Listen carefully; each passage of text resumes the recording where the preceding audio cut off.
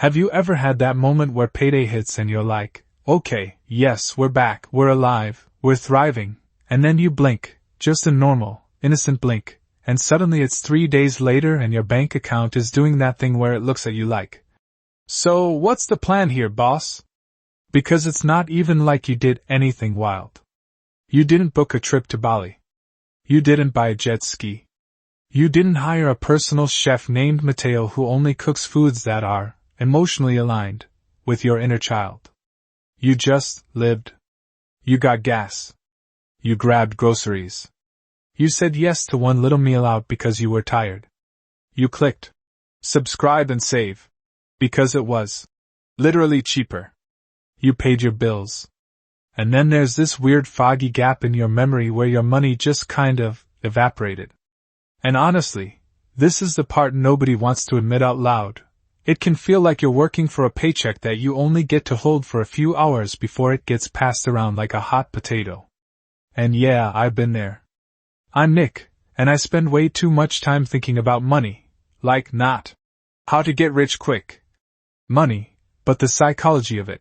Why perfectly smart people keep repeating the same spending patterns, why we swear we're being good, and still end up stressed, and why the small stuff is usually the thing that quietly wrecks us.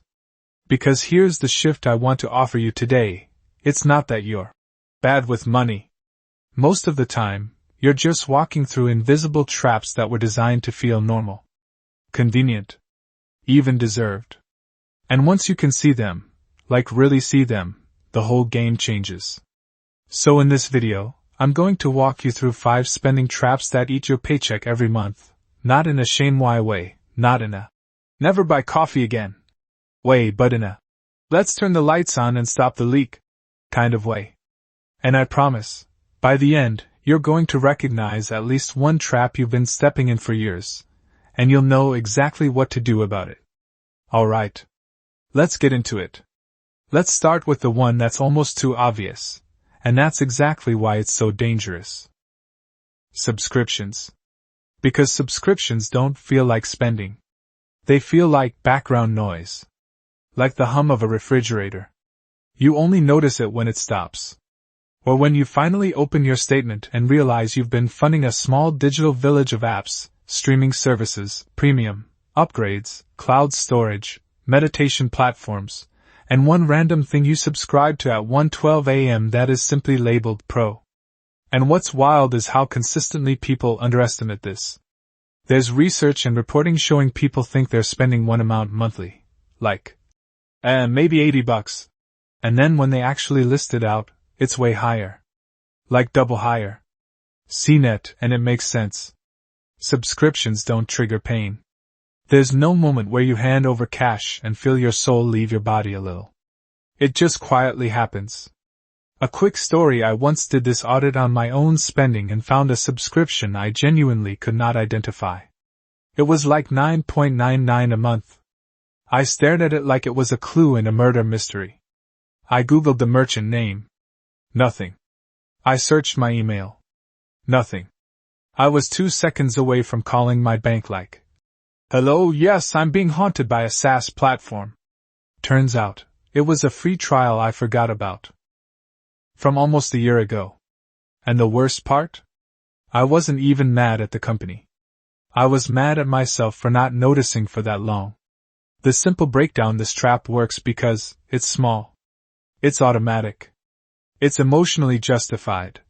I use this, I might use this, it's only 12. It bypasses decision-making.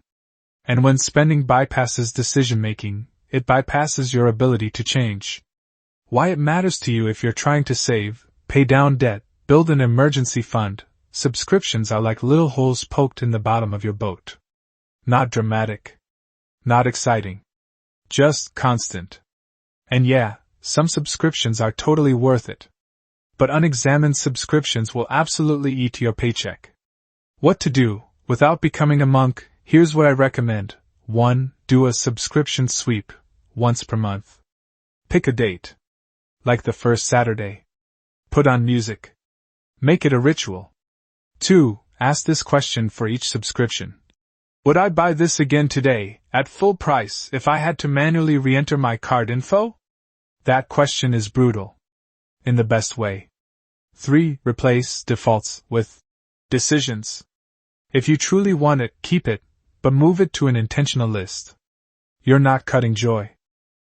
You're cutting autopilot. Okay. This one is personal. Because modern life is exhausting. And when you're exhausted, your brain doesn't want to cook. It doesn't want to plan. It doesn't want to think. It wants relief. So you open an app, press 3 buttons, and like magic, calories appear at your door. And it feels like you just solved your whole life for a second. But convenience spending is sneaky because it rarely shows up as one big purchase. It shows up as a pattern. Just tonight. Just because it's been a long week. Just because I'm busy. And the prices don't even feel real anymore because they're broken up. Food cost, delivery fee, service fee, small order fee, tip. Regulatory response fee. Whatever that is, and you're sitting there like, I just wanted noodles. Why am I paying a committee? Meanwhile, broader data shows food away from home spending has been climbing, and delivery has become common enough that it's basically a default behavior for a lot of people. USDAERS the story/example I knew someone who was not that bad with delivery, just a few times a week. We checked. It was more like 5 times a week. Not because they were irresponsible. Because they were tired. They worked. They commuted. They had stuff going on. But when we added it up, it was hundreds per month. And the emotion was the real kicker. They didn't feel like they were spending money. They felt like they were buying rest. Simple breakdown. The exhaustion tax. Convenience spending is basically an exhaustion tax. When your energy is low, the cost you pay isn't just money, it's the premium you pay to avoid effort. Why it matters? Because the exhaustion tax doesn't just drain money, it drains options. It's hard to save when half your discretionary spending is going toward, I can't deal with life today. Actionable advice: not. Never order delivery again. That's unrealistic. Try this instead. 1. Set a weekly convenience budget, not a moral rule. Example. 2 delivery meals per week. No guilt. Just a boundary. 2. Create a lazy meal system. Stock 3 to 5 ultra-low-effort meals, frozen skillet meals, rotisserie chicken plus bag salad, eggs plus toast, pre-made soups, microwave rice plus something proteinish. The goal is not culinary greatness. The goal is competing with the app. 3. Make convenience visible. Track delivery as one category. Don't hide it inside food. If you separate it, you'll feel the pattern fast, and patterns are easier to change than vague guilt. Lifestyle creep is, honestly, kind of poetic. It's the slow, quiet moment where your life improves, and your spending quietly follows, until what used to feel like a luxury becomes your new normal. A nicer apartment. A nicer car. More Ubers. More premium groceries. More. Just this once. And lifestyle creep is not evil. It's human. But it becomes a trap when your income rises, your spending rises exactly the same amount, and your savings stays stuck at 0. That's what lifestyle creep is. Spending expands with income, and the future gets whatever's left. Fidelity story/example. You get a raise, maybe $300 more per paycheck. And you think, finally? Breathing room. And then, without even planning it, you upgrade things. You stop checking prices as closely, you buy nicer versions, you say yes faster so your raise doesn't become freedom. It becomes slightly better snacks. Simple breakdown. Hedonic adaptation. Your brain adapts quickly. The new thing becomes normal. The dopamine fades. So you need another upgrade to feel the same. Wow. It's like walking on a treadmill that speeds up every time you get stronger. Why it matters. Lifestyle creep is why people making good money can still feel broke. And it's why you can increase your income and still not build wealth. Actionable advice. Raise capture. Every time your income increases, raise bonus, side hustle. Do this. Capture 50 of the increase immediately. Automatically. Straight to savings, investing, or debt payoff. You can still enjoy the other 50. But you're not letting the raise disappear. This is one of the cleanest ways to outsmart lifestyle creep without living like a hermit. Alright, let's talk about the most modern trap. It's not even what you buy. It's how you pay. Because payment methods shape behavior. When spending is frictionless, tap, click, face scan, saved card, your brain feels less pain of paying.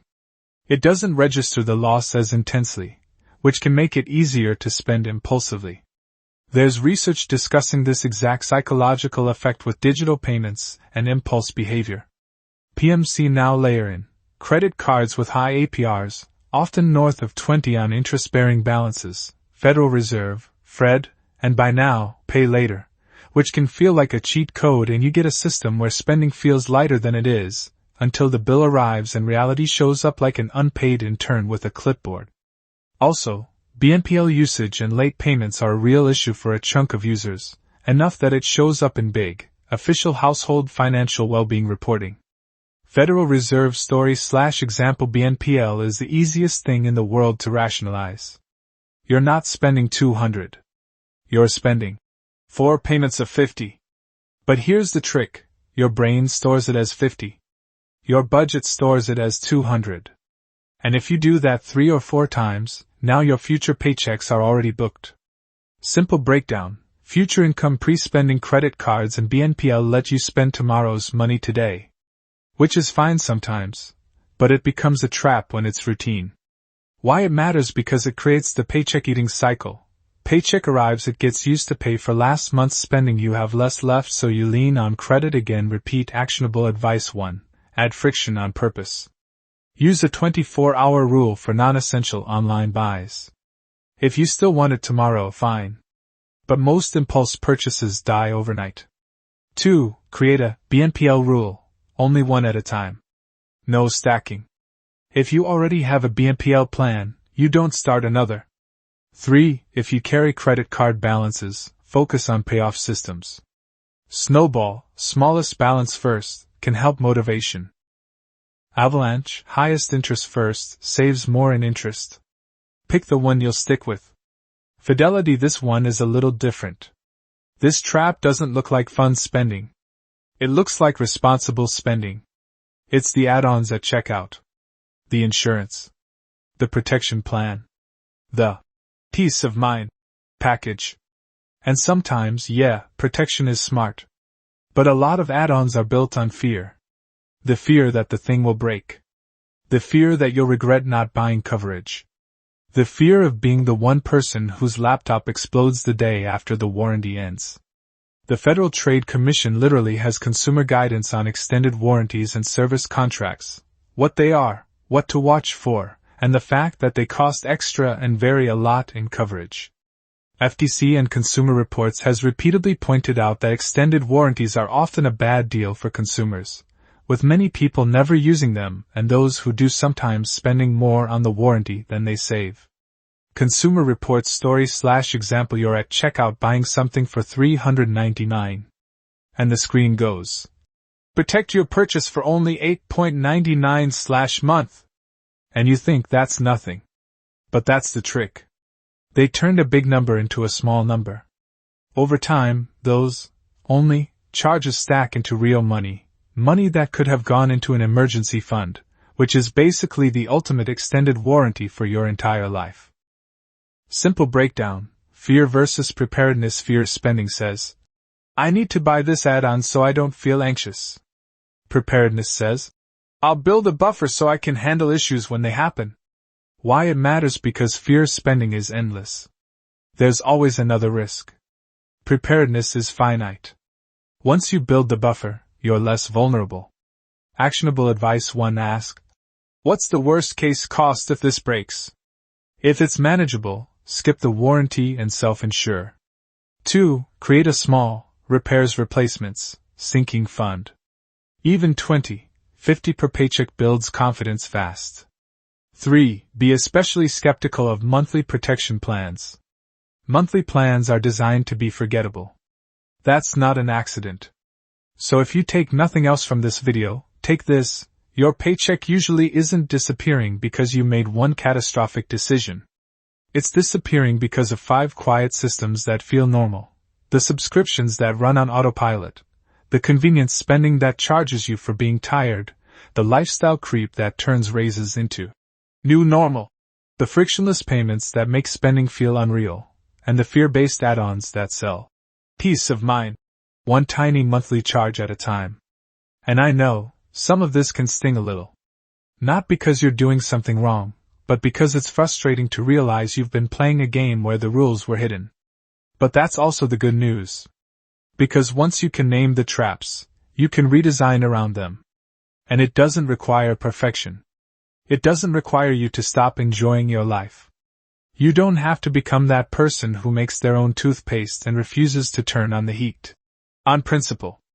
It's smaller than that. It's awareness. It's swapping autopilot for intention, one category at a time. And honestly, even if you fix just one of these traps, just one, your month starts to feel different. Your bank account stops feeling like it's constantly bracing for impact. You feel a little more in control. A little less reactive. And that feeling? That's not just financial. That's personal. Because money stress is rarely just about money. It's about choices. It's about breathing room. It's about waking up and not immediately doing mental math. So here's your quiet encouragement.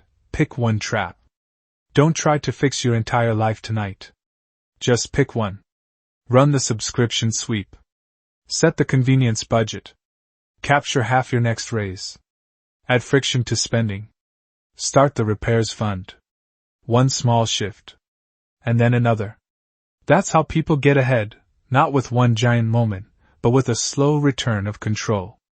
You've got this.